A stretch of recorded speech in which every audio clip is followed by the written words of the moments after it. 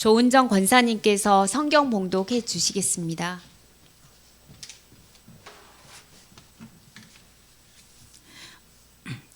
오늘 하나님의 말씀은 베드로전서 4장 7절로 11절입니다. 신약 382쪽입니다. 봉독하겠습니다.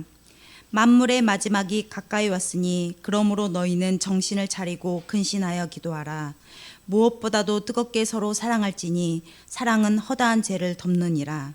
서로 대접하기를 원망 없이 하고 각각 은사를 받은 대로 하나님의 여러 가지 은혜를 맡은 선한 청지기 같이 서로 봉사하라. 만일 누가 말하려면 하나님의 말씀을 하는 것 같이 하고 누가 봉사하려면 하나님이 공급하시는 힘으로 하는 것 같이 하라. 이는 범사에 예수 그리스도로 말미암아 하나님이 영광을 받으시게 하려 함이니 그에게 영광과 권능이 세세에 무궁하도록 있느니라. 아멘. 루이드 전도사님께서 위기의 시간에라는 제목으로 하나님의 말씀을 전하시겠습니다. 예, 한 주간 평안하셨습니까?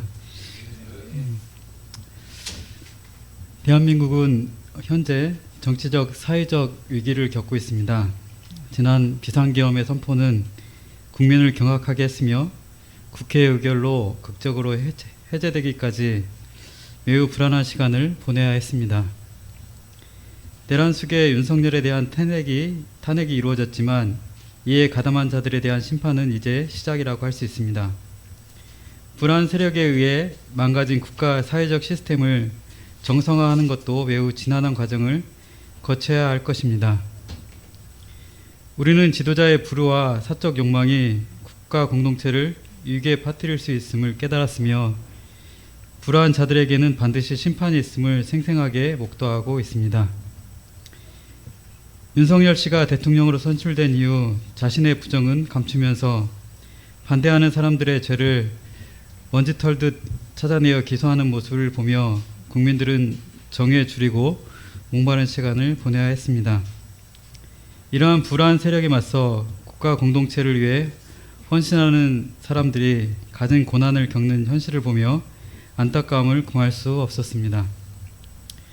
우리는 코로나 시기의 위기를 극복하니 윤석열이라는 위기가 기다리고 있었습니다.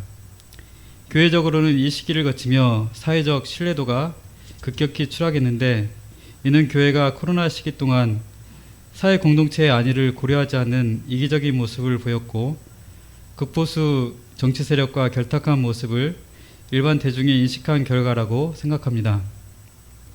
신약시대의 초대교회 그리스도인들은 신앙을 지키기 위해 모진 박해와 고난의 위기를 견뎌야 했습니다. 초대교회에 대한 로마의 박해는 로마 황제 네로부터 시작되었습니다. 네로는 64년경 로마 대회 화재의 책임을 기독교인들에게 돌리고 잔인하게 박해를 시작했습니다. 이때부터 많은 성도들이 고문을 당하고 순교하게 되었습니다. 이 고난과 핍박의 시기는 313년 콘스탄티누스 황제에 의해 박해가 종식될 때까지 약 250년간 지속되었습니다. 신앙적으로 초대교회는 복음이 전파되는 과정에서 여러 이단적 사상과 교리적 도전을 겪었습니다. 이단들은 성경적 교리를 왜곡하거나 부정하여 교회를 혼란스럽게 하고 성도들의 신앙을 위협했습니다. 이러한 외적, 내적 위기의 시대에 사도 베드로는 사방에 흩어져 나그네의 삶을 사는 교회에게 보낸 서신인 베드로 전후서를 작성하였습니다. 베드로전서 4장 7절에서 만물의 마지막이 가까이 왔으니라는 표현은 종말적 관점을 나타내며 세상의 역사가 하나님의 계획 안에서 끝을 향해 가고 있음을 의미합니다. 사도 베드로는 이 말씀을 통해 신앙인들이 현재의 삶을 가볍게 여기지 않고 종말을 의식하며 하나님 앞에서 책임 있는 신앙생활을 하도록 권면합니다. 이 종말 의식은 두려움보다는 희망과 깨어있음, 즉 정신을 바짝 차리고 라고 표현하고 있습니다. 이 종말의 시대에 사도 베드로는 구체적인 실천사항으로 두 가지를 권면하는데 바로 기도와 사랑입니다. 사도 베드로는 정신을 차리고 근신하여 기도하라고 권면합니다. 종말이 가까워질수록 영적으로 깨어 있어야 합니다. 기도는 하나님의 사랑을 깨닫고 이웃을 위해 중보하는 출발점입니다. 우리의 기도는 사랑의 실천으로 이어져야 합니다. 디모데전서 2장 1절에서 사도 바울은 무엇보다 먼저 모든 사람을 위하여 하나님께 간구와 기도와 중보 기도와 감사와 기도를 드리라고 권면합니다.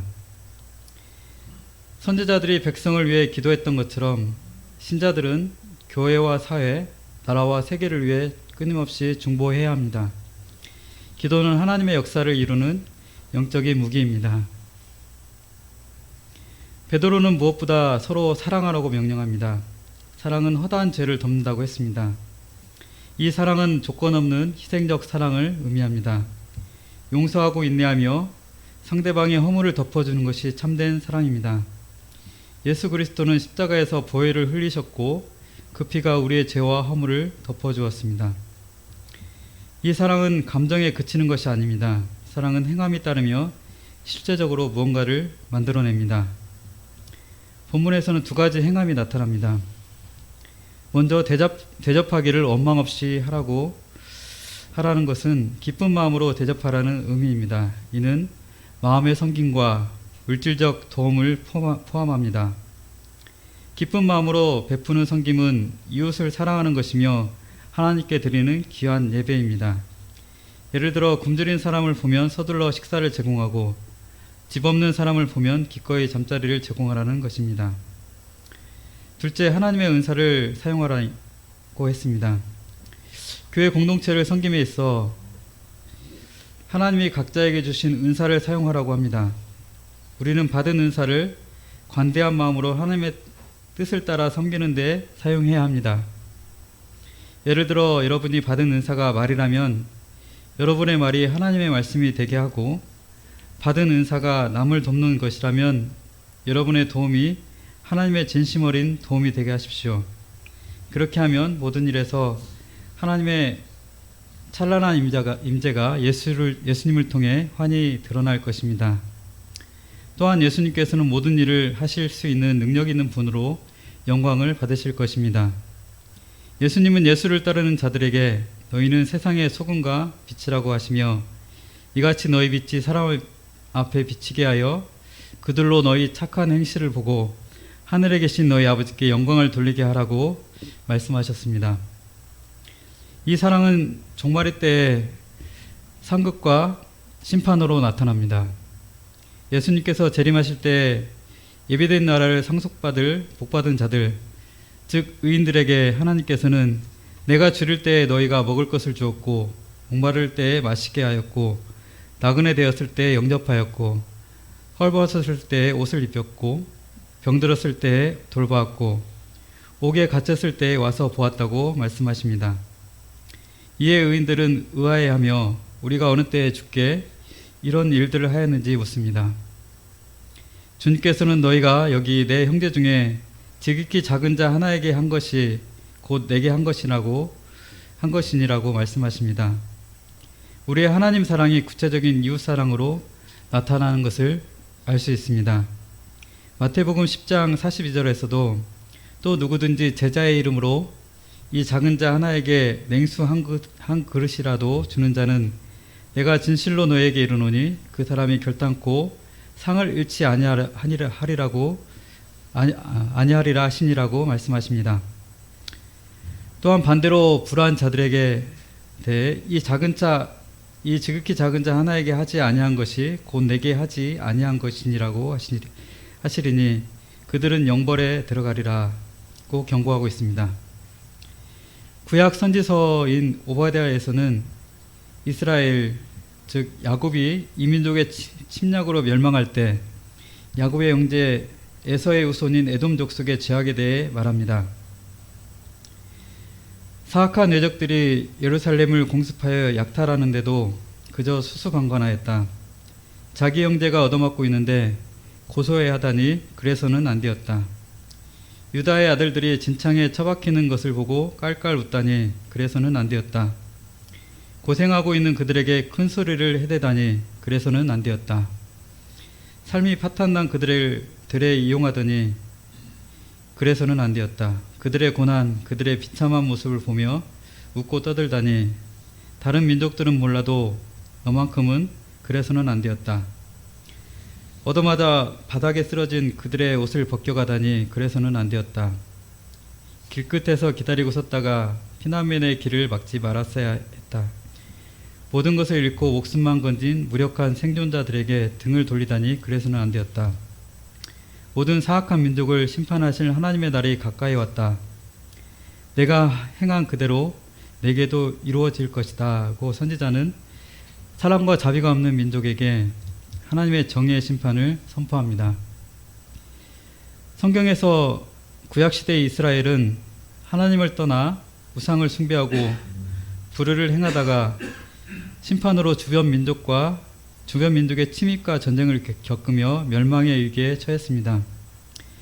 구약의 선지서는 공통적으로 이런 위기의 시대에 하나님의 부름을 받은 선지자들이 이스라엘 공동체의 죄를 지적하며 하나님의 심판을 선포하고 회개를 촉구하는 내용을 담고 있습니다. 그럼 우리 시대의 선지자의 역할은 누가 감당해야 할까요? 우리 시대의 선지자는 누구입니까? 바로 주님을 믿고 따르는 신자들이며 그 공동체인 교회라고 할 수 있습니다.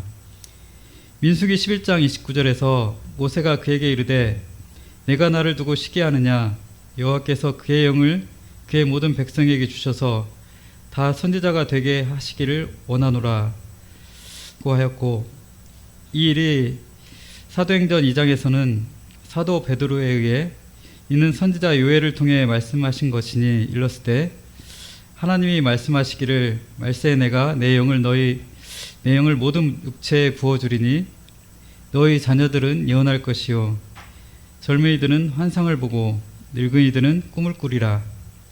그때 내가 내 영을 내 남종과 여종에게 부어주리니 그들이 예언할 것이요 라고 선포합니다. 또한 베드로전서 2장 9절에서 그러나 너희는 택하신 족속이요 왕같은 제사장들이요 거룩한 나라요 그의 소유가 된 백성이니 이는 너희를 어두운 데서 불러내어 그의 기이한 빛을 제 들어가게 하신 이의 아름다운 덕을 선포하게 하려 하심이라고 하였습니다. 교회는 하나님의 뜻이 이 땅 위에 이루어지기를 기도하며 하나님의 의를 선포하는 선지자적 역할을 감당해야 합니다. 그러나 지금 이 땅의 불안한 상황에 대해 우리 교단은 한국에서 가장 큰 교단이라고 자랑하면서도 예언자적 사명을 제대로 감당하지 못하고 있는 현실입니다. 우리 교단의 신학교들도 다른 많은 대학들처럼 적극적으로 불안 시국을 규탄하는 목소리가 작은 것은 하나님이 맡기신 예언자적 역할을 태만히 하는 행위이며 직무유기라고 할 수 있습니다. 선지자는 하나님이 세우신 파수꾼입니다. 에스겔서 33장에서 인자야 너는 내 민족에게 말하여 이르라 가령 내가 칼을 한 땅에 임하게 한다 하자. 그 땅 백성이 자기 가운데 하나를 택하여 파수꾼을 삼은 그 사람이 그 땅에 칼이 임함을 보고 나팔을 불어 백성에게 경고하되 그들이 나팔 소리를 듣고도 정신을 차리지 않으면 그 임하는 칼에 제거됨을 당하리라. 그가 경고를 받았더라도 자기 생명을 보존했을 것이나 나팔 소리를 듣고도 경고를 받지 않으면 그 피가 자기에게 돌아가리라 라고 하였습니다. 최근 국제장로회 한국노회 비상시국 선언문을 잠깐 같이 보기를 원합니다. 제목은 심판으로 사랑을 시작하라입니다. 우리는 국제장로회 소속 장로들이며 한국교회의 목사들입니다. 2024년 12월 3일 시도되었던 윤석열 정권의 위헌적 기업력 선포 및 내란 시도에 이어진 국가적 혼란 가운데 우리는 성령의 인도하심에 따라 한국교회의 죄를 참여하고 윤석열 정권의 불의에 정하며 올바른 심판을 통해 이 땅의 공의와 회개에 근거한 그리스도의 사랑이 나누어지길 소망하면서 다음과 같은 선언문을 한국교회와 교회에 나눕니다. 우리는 회개합니다. 한국교회는 하늘과 땅의 모든 것을 회복하시는 예수 그리스도의 복음을 개인의 회심과 교회의 확장으로 제안함으로써 성도들로 하여금 사회적 불의에 대한 저항과 약한 이들과의 동행을 간과하도록 이끌었습니다. 한국교회는 삶의 방식과 사회적 관계성에서의 돌이킴을 동반하지 않는 탈세상적 구원론을 가르침으로써 성도들의 신앙을 개인적이고 종교적으로 이끌었습니다. 한국교회는 국가와 사회의 지도자들이 불우한 방법과 절차로 통치할 때도 하나님이 세우셨기에 지지해야 한다는 잘못된 신앙으로 성도들의 바른 정치 참여와 이해를 방해하였습니다. 한국교회는 시민들의 희생을 외면한 채 독재자 이승만을 찬양했고 불법 쿠데타로 정권을 잡고 영구 집권을 위해 국회를 유린한 박정희를 지지했으며 광주 시민들을 무자비하게 학살한 전두환을 축복했습니다. 이 모든 죄에 더해 지난 12월 3일 불법적 내란을 시도했던 윤석열을 안수하고 대통령으로 만드는 데 앞장섰습니다. 우리는 한국교회의 장로와 목사로서 이 큰 죄악들을 함께 참여하며 예수 그리스도의 복음이 가르친 공의와 사랑의 길을 갈 것을 결단합니다.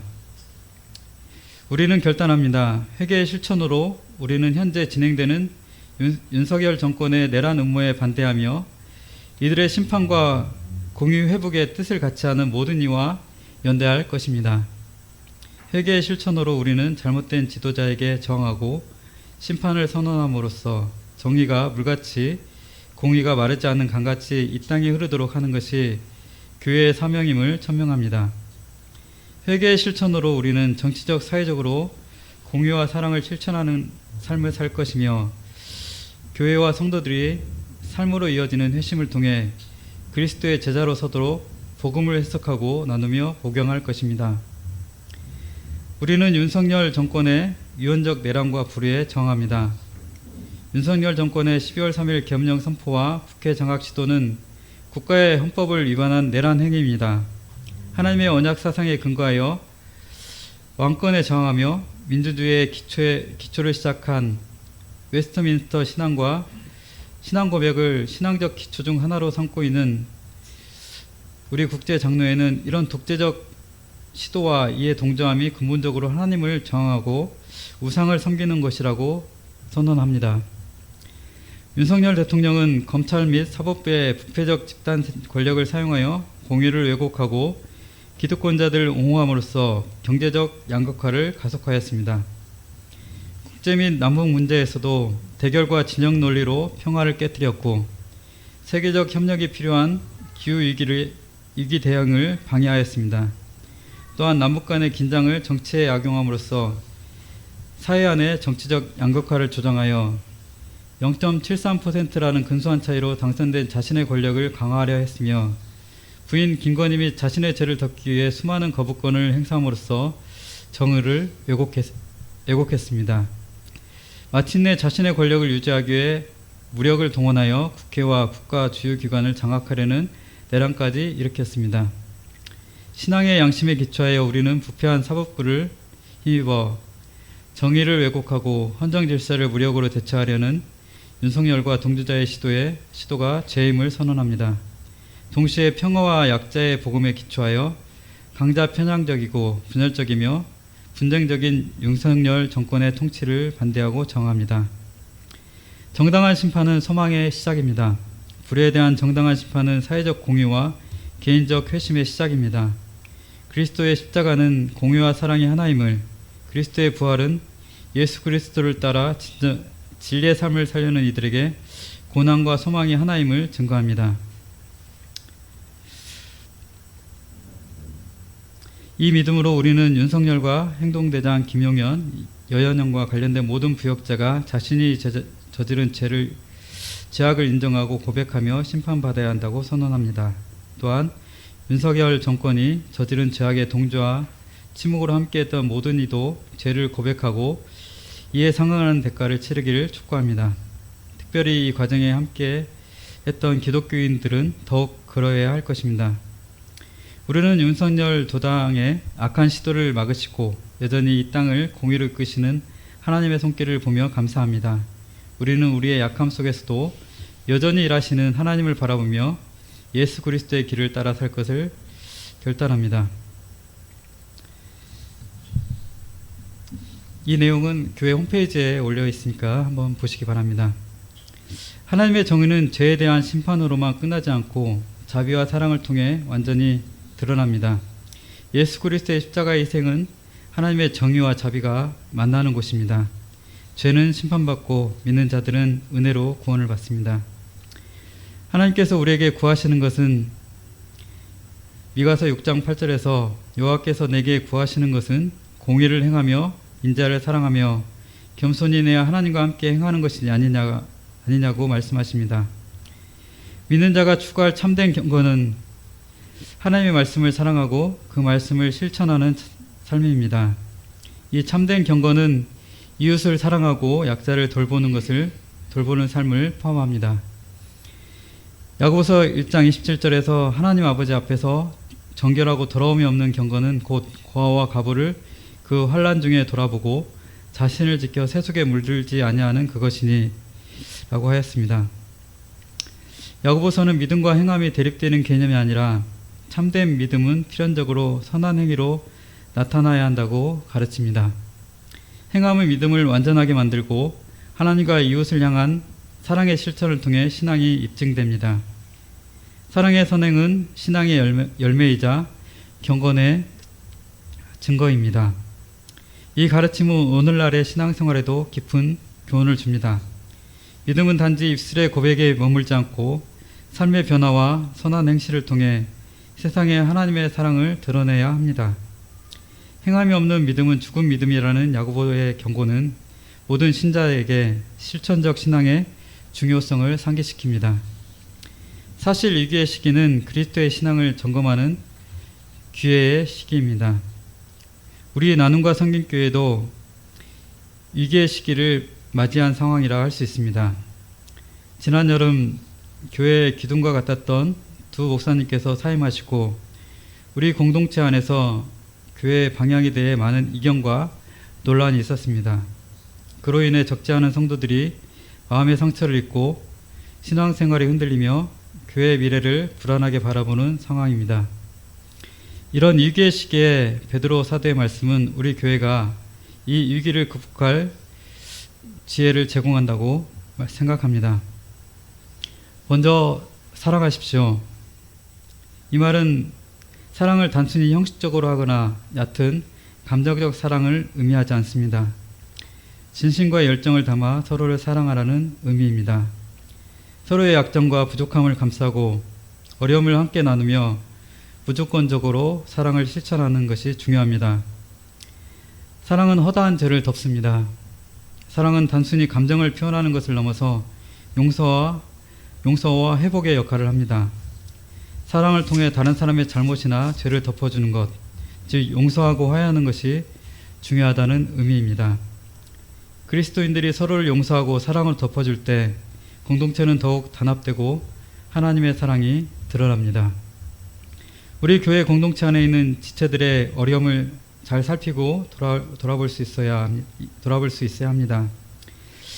마음의 상처를 입거나 몸이 아프거나 경제적 어려움을 겪고 있는 지체들이 있다면 그들과 함께 해야 합니다. 이를 위해 불편을 감당할 수 있어야 합니다. 그리고 함께 살 수 있도록 사랑을 나누어야 합니다. 우리가 가진 모든 것이 주께로부터 왔기 때문입니다. 기도하십시오. 베드로는 사랑하라는 말과 함께 기도하라고 권면하고 있습니다. 이는 기도가 신앙생활의 중심이 되어야 하며 그 기도를 통해 하나님과의 관계가 깊어지고 그 사랑을 실천할 수 있는 능력을 주신다는 의미입니다. 사랑은 신앙생활에서 자연스럽게 나오는 열매이며 기도와 밀접하게 연결되어 있습니다. 책임있게 하십시오. 교회에서 책임있게 하라는 말은 각자가 맡은 역할이나 사명을 성실하게 수행하라는 의미입니다. 이는 신앙생활뿐만 아니라 교회의 다양한 활동에서 개인의 책임감을 강조하는 표현입니다. 성경에서는 신자들에게 맡겨진 역할을 충실히 이행할 것을 자주 강조합니다. 고린도전서 4장에서는 사람들이 요구하는 것은 맡은 자들이 충성스러운 자라는 것이라고 말하고 있습니다. 교회에서 책임있게 하라는 말은 다음과 같은 뜻을 포함하고 있습니다. 교회 내에서 맡은 역할이나 직분을 진지하게 생각하고 그 책임을 다하라는 것을 의미합니다. 예배 준비, 성경 공부, 봉사활동 등에서 신뢰를 가지고 주어진 일을 제대로 하는 것이 중요합니다. 교회 공동체 내에서 서로의 필요와 역할을 존중하고 다른 사람을 배려하는 태도를 가지는 것입니다. 교회 일이나 결정에서 자신의 책임을 다하는 것도 포함됩니다. 개인의 신앙을 성장시키기 위해 기도와 성경 읽기, 예배 참석 등을 성실히 하는 것도 책임 있는 신앙생활의 일환으로 볼 수 있습니다. 즉 책임 있게 하라는 말은 단순히 맡은 일을 수행하는 것을 넘어서 그 일에 대한 책임감을 가지고 하나님과 공동체에 대해 충실히 살아가라는 의미를 담고 있습니다. 질서 있게 하십시오. 교회에서 질서 있게 하라는 말은 예배나 다른 교회 활동을 진행할 때 혼란스러움이 없이 모든 것이 원활하고 체계적으로 이루어지도록 하라는 의미입니다. 이 말은 성경의 교훈에 근거를 두고 있으며 특히 고린도전서 14장 33절 40절에서 모든 일을 품위 있고 질서 있게 하라는 구절에서 유래합니다. 교회 내에는 은사에 따라 여러 직분이 있으며 절차와 법이 있습니다. 이에 따라 진행하는 것이 바람직합니다. 자신의 생각과 다르다고 해서 교회 공동체의 의견을 무시하지 말고 또한 교회 공동체는 작은 자를 최우선으로 배려하는 결정을 해야 합니다. 사랑하는 성도 여러분, 위기의 시간에 우리는 깨어 기도하고 주님의 사랑을 실천하며 복음의 빛이 되는 공동체가 되기를 바랍니다. 그리하여 우리의 삶을 통해 하나님의 영광이 찬란한 빛처럼 드러나기를 소망합니다. 제가 기도하고 마치겠습니다. 사랑의 하나님, 우리에게 주신 말씀을 따라 이웃을 사랑하고 섬기는 자들이 되게 하옵소서. 우리의 삶이 주님의 영광을 드러내며 받은 은사를 통해 서로를 세워가는 공동체가 되게 하옵소서. 예수 그리스도의 이름으로 기도드립니다. 아멘.